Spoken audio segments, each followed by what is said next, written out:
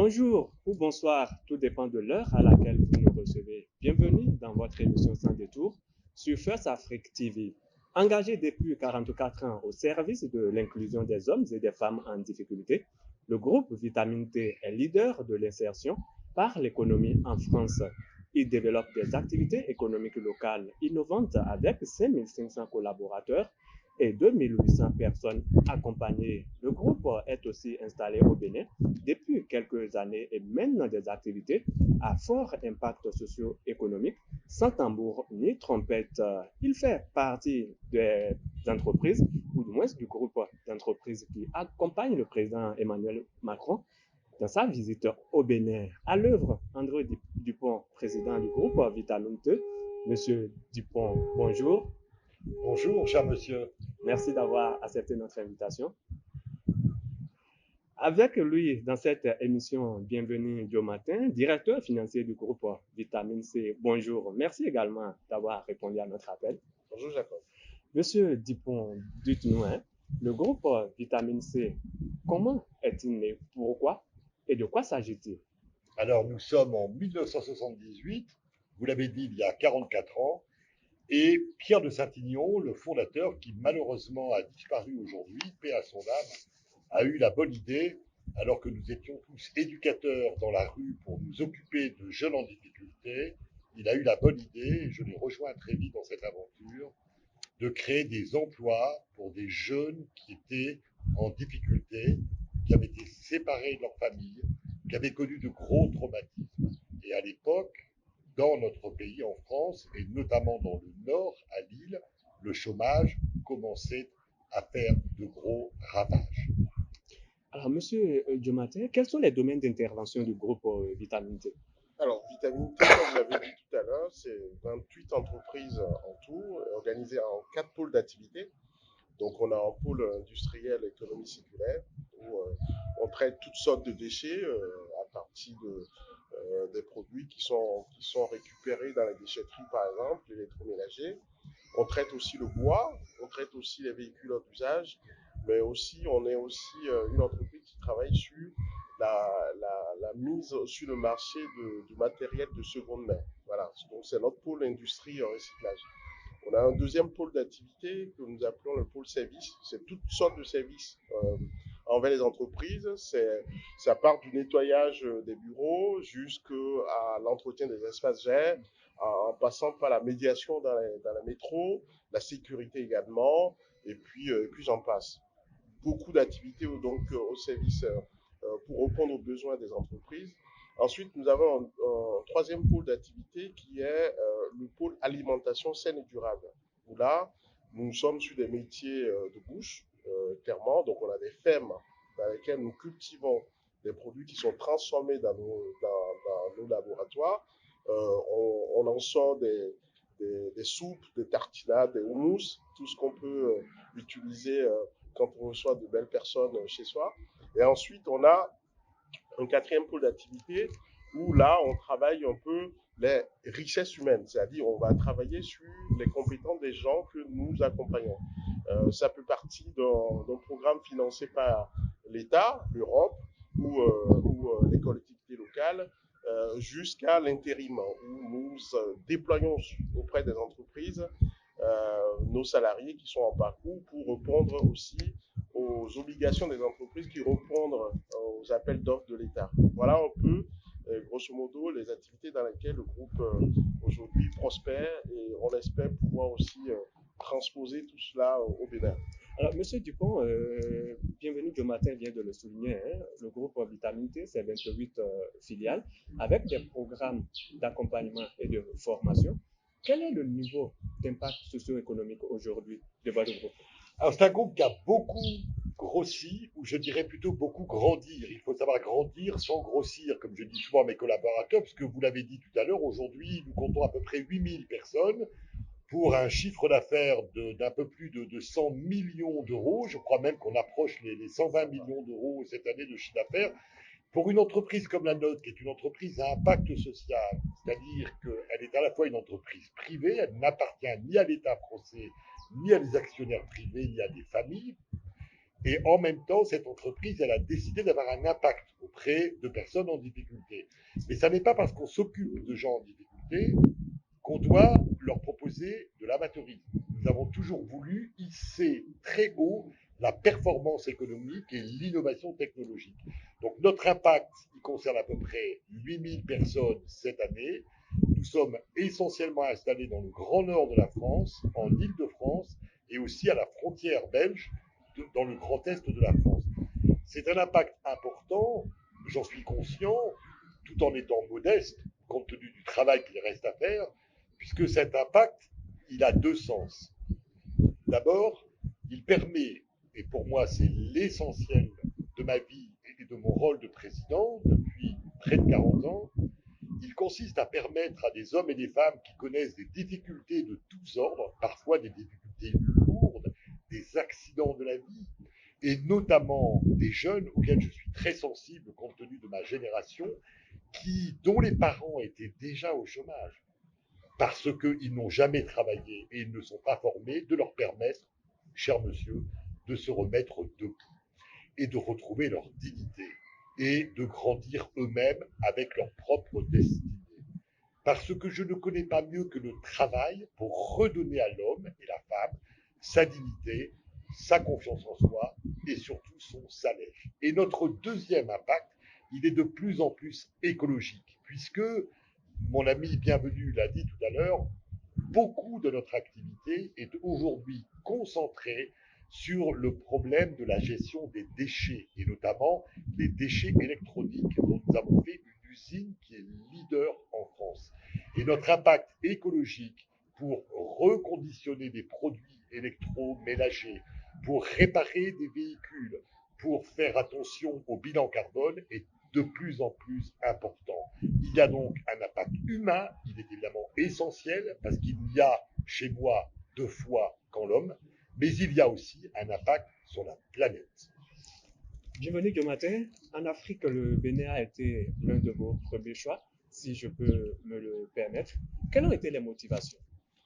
Alors, j'étais tout jeune béninois dans les quartiers du Bénin quand Vitamité a fait s'est installé au Bénin avec l'aide de Monseigneur Isidore de Souza, si je me souviens bien.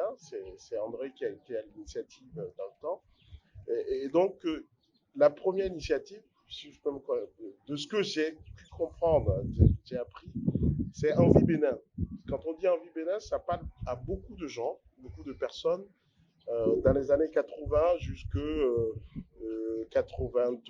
2000. Voilà. Envie Bénin a rénové pas mal d'électroménagers qui venaient de France, donc des électroménagers importés de France. Et donc, ils ont formé de multiples personnes, de multiples jeunes dans les métiers de frigoristes, mais aussi permis aussi à des ménages de pouvoir disposer de frigos dans le temps, d'appareils de gaz, de gazinières dans le temps pour s'équiper. Et donc, dans les années 80, ça a été une initiative qui a permis à la fois de sortir des jeunes en difficulté pour leur apprendre un métier, mais aussi de permettre à des familles de pouvoir disposer d'électroménagers pour pouvoir aussi satisfaire leurs besoins primaires. Donc voilà l'initiative de Vitamité. Et c'est comme ça, moi j'ai connu Vitamité avant de partir faire mes études en France il y a maintenant presque 20 ans, plus que 20 ans d'ailleurs, j'allais dire. Et j'ai été heureux de découvrir Vitamité à arriver comme jeune étudiant avec la fougue qu'il faut en tant que stagiaire chez Vitamité maintenant il y a quelques années. Et par la suite, après avoir fait quelques expériences ailleurs, j'ai découvert que c'est un modèle on peut s'en inspirer pour faire aussi de belles choses dans nos pays. Voilà. Votre présence au Bénin est marquée par le projet SOEGA. Je ne sais pas si j'arrive bien à l'articuler. Quelles sont les origines de ce projet et de quoi revêt-il? Je pense que Bienvenue serait mieux indiqué. Eh ben, Soeja, c'est clairement, comme sur l'entend, hein, c'est dans la langue fond, Soeja, Bénin. Donc ça veut dire demain, Bénin.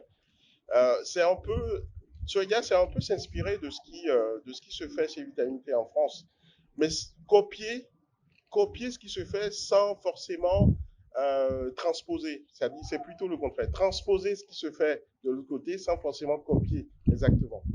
C'est-à-dire on doit s'inspirer de ce que Vitamine est en France. Vitamine T, c'est à la fois, comme l'a dit André tout à l'heure, c'est l'inclusion de personnes en difficulté, c'est agir sur la planète et c'est un modèle économique. Donc un triptyque, trois éléments qui doivent nous permettre de répondre à notre objet social. Et donc l'idée que André a eue il y a maintenant quelques années avec notre père fondateur Pierre de Saint-Ignon, c'était de pouvoir euh, créer les conditions nécessaires pour que d'initiatives de ce genre émergent également dans les pays émergents, dans les pays de l'Afrique de l'Ouest en particulier. On a l'aventure de Vitamine T, c'est pas qu'au Bénin. L'aventure de Vitamine T a commencé au Ghana il y a 3 ans. J'ai eu l'occasion de venir, de venir à l'Afrique de l'Ouest avec Pierre de Saint-Ignon et André et d'autres cadres du groupe pour aussi apporter l'expertise par rapport aux déchets électroniques. Vous n'êtes pas sans savoir que le Ghana, à Gogoski en particulier, est un lieu où convergent énormément de déchets électroniques qui proviennent de l'Europe. Et il n'est pas admissible, il n'est pas normal que les Européens payent l'écotaxe pour financer la dépollution des électroménagers.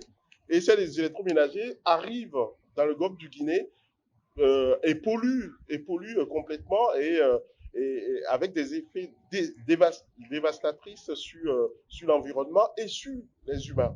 Et donc l'idée, ça a été d'accompagner avec la bénédiction de la Banque mondiale, d'accompagner le gouvernement ghanéen pour structurer en fait le traitement des déchets électroniques qui proviennent de l'Europe. Et on a trouvé un peu la méthodologie, le circuit de collecte, de traitement et de valorisation pour leur permettre de pouvoir valoriser ces déchets-là. André Dupont, quelles sont vos orientations stratégiques au Bénin? Alors, elles sont de trois ordres. D'abord, Bienvenue l'a dit, j'ai trop d'amour, pour tout dire, et j'ai trop d'affection et trop de respect pour le Bénin, que je connais depuis mon jeune âge, pour plaquer, photocopier les programmes que nous avons en France. Nous voulons nous en inspirer. Notre première orientation, elle est liée essentiellement à la partie des déchets. Et Bienvenue le dira mieux que moi tout à l'heure, nous l'avons élu président de la société que nous venons de créer au Bénin, Soacha. Nous avons commencé à mener des missions auprès notamment de la SGDS sur la formation des cadres, des encadrants, sur le problème de la façon dont concrètement, techniquement, technologiquement, on doit traiter les déchets. Quand vous avez des déchets organiques ou des déchets, par exemple, électroniques, vous ne pouvez pas en faire n'importe quoi. Donc, il y a des techniques que nous avons apprises, il y a une expérience, il y a des procédures, il faut les ingénieurs. C'est notre première orientation. La deuxième orientation, elle est au cœur de notre réacteur, elle est d'accompagner l'extraordinaire croissance du Bénin de ces dernières années. Elle est d'accompagner le salariat, elle est d'accompagner les partenaires béninois, ce sont eux qui sont aux commandes, ça n'est pas nous, pour former des centaines, je l'espère, des milliers de jeunes, notamment de la NPE, dans l'ensemble du pays, et non pas uniquement, évidemment, dans le Grand Nokoué, pour leur permettre d'acquérir les compétences, les aptitudes dont le pays, dont le Bénin, qui est un grand pays, qui a un grand avenir, a besoin. Des compétences de nature comportementale, il faut savoir se présenter dans l'entreprise, il faut maîtriser la langue, il faut maîtriser les codes, mais aussi des transferts de compétences techniques. Notre troisième orientation stratégique, enfin, est de développer un campus qui va un peu rassembler ce que j'ai évoqué. C'est un peu un rêve, mais comme c'est une utopie, mais une utopie, c'est ce qui se réalise quand on le veut. Là où il y a une volonté, il y a un chemin, c'est de créer, d'aider les autorités béninoises, non pas nous, mais les aider encore une fois, à créer un campus d'insertion, d'inclusion, de formation. Mon plus grand rêve, c'est que dans 20 ans, quand je reviendrai, comme très souvent dans ce pays de mon cœur, eh ben je vois, alors que je me reposerai, je vois toute cette activité prospérer pour le bien commun et l'intérêt général des Béninoises et des Béninois. Bienvenue, Jonathan. Quelle est votre cible au Bénin et les critères de choix? Alors, la cible, André l'a dit tout à l'heure, une activité ciblée sur la formation, la montée en compétences pour accompagner le développement que nous voyons depuis quelques années maintenant au Bénin. Mais Vitamité aussi a choisi de prendre son destin en main à travers la mise en œuvre, la création d'un garage unité de production. C'est-à-dire, nous ouvrons un garage courant 2023, premier trimestre 2023, pour d'abord apporter l'expertise par rapport à la réparation automobile, d'une part, mais aussi par rapport à la valorisation de pièces détachées d'occasion, d'autre part, mais surtout pour aussi former des jeunes dans les différents métiers qu'il y a autour de l'automobile. Ce sera des mécaniciens, des électromécaniciens, des carrossiers, et que sais-je encore, tous les métiers qu'on peut trouver autour du mécanique. Donc voilà, au-delà de la formation, du transfert de technologie, du transfert de compétences, permettre au Bénin de pouvoir aussi accompagner ce développement que nous voyons depuis quelques années, c'est aussi l'implantation directe de vitamines avec un investissement relativement conséquent. On parle de plus d'1 million d'euros quand même que le groupe a décidé à travers son conseil d'administration d'investir au Bénin. Ce n'est même pas les 2 prochaines années, c'est immédiat. On est vraiment en cours. Un terrain a été trouvé, qu'on a acheté déjà avec l'aide d'un notaire qui nous a aidés. Une structure a été créée et là, on est en train de construire le garage automobile, justement. Et à terme, nous aurons 30 jeunes qui vont être formés, on va dire, tous les 2 ans. Et en l'espace de 5 ans, nous espérons pouvoir former au moins 200 jeunes, 150 à 200 jeunes dans les différents métiers. Donc c'est aussi ça, le Vitamité de demain, s'inspirer de ce qu'on fait en France, mais aussi tenu compte des réalités socio-économiques, et donc identifier en fait les secteurs dans lesquels on peut apporter l'expertise, on peut aider les jeunes à pouvoir apprendre un métier, et puis aussi des secteurs dans lesquels on peut aussi avoir un modèle économique. Parce que nous, vous avez compris, nous ne sommes pas une ONG telle qu'on l'entend au Bénin. On a une activité économique, mais au service de l'inclusion, au service d'une cause qui est la nôtre. Et donc, nos partenariats, c'est à la fois avec les institutions, donc les collectivités, l'État, mais aussi avec les entreprises, parce que nous, notre fierté, c'est de pouvoir aussi former des jeunes pour aussi les intégrer dans les entreprises classiques.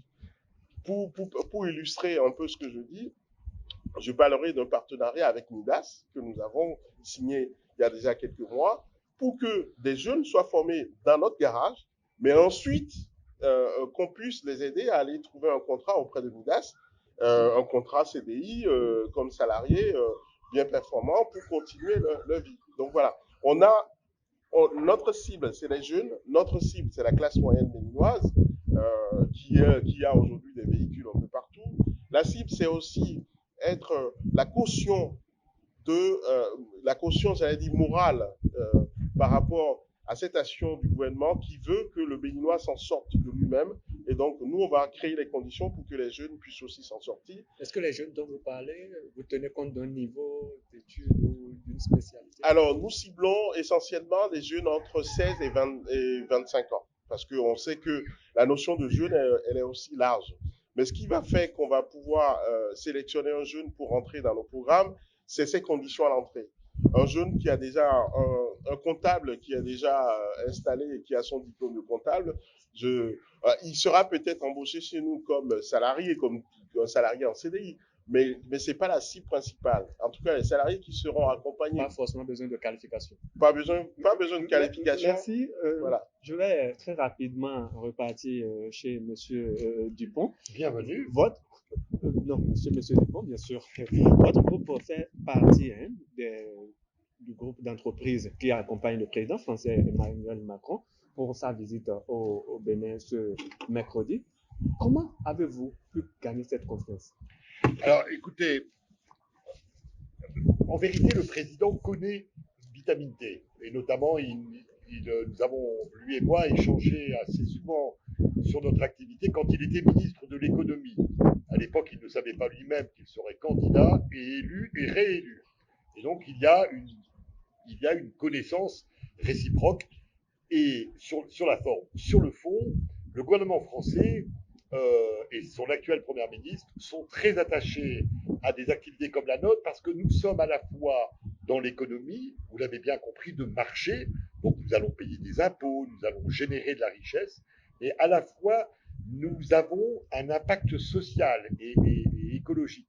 C'est-à-dire que nous sommes patients au niveau du financement économique. Nous ne rémunérons pas de manière trop importante l'actionnaire, pour ne dire pas du tout parfois.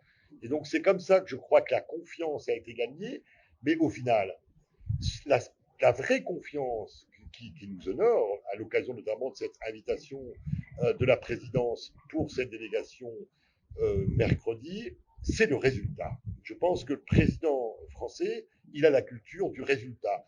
En cela, je crois qu'il ressemble beaucoup au vôtre. C'est la culture du résultat. Alors, je ne dis pas qu'on dirige un pays comme on dirige une entreprise. Moi, je suis chef d'entreprise. Je ne suis pas politique.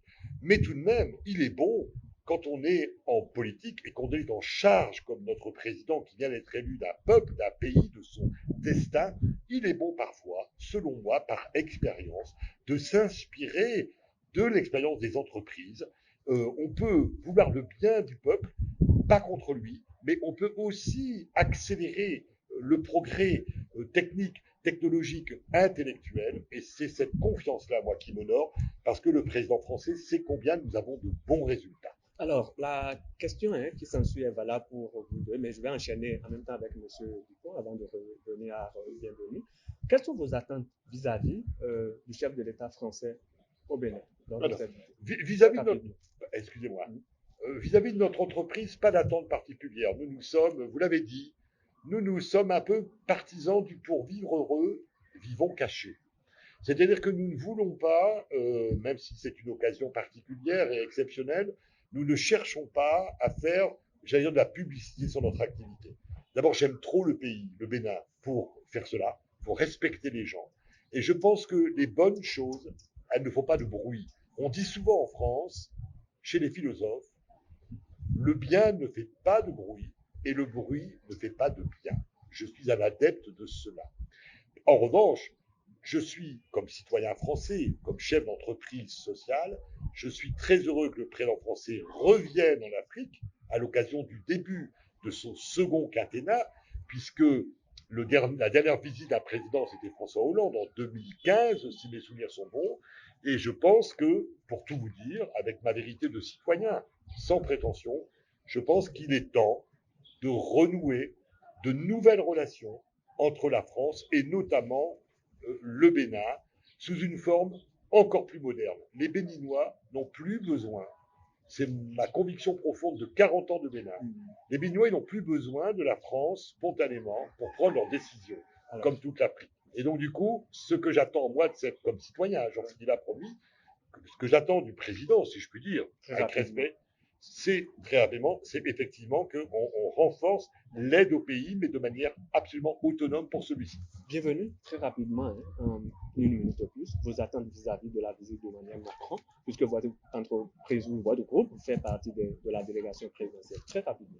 Non, vous savez, Vitamine T a fait ses preuves depuis quelques années, et donc c'est plutôt, on va dire, une caution.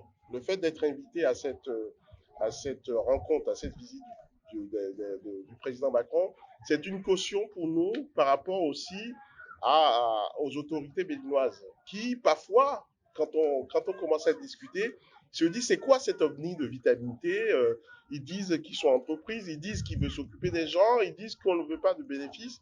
Et donc, c'est aussi pour montrer que ce modèle existe et a fait ses preuves ailleurs. Et si le président Macron reconnaît Vitamine T dans son action, c'est aussi parce que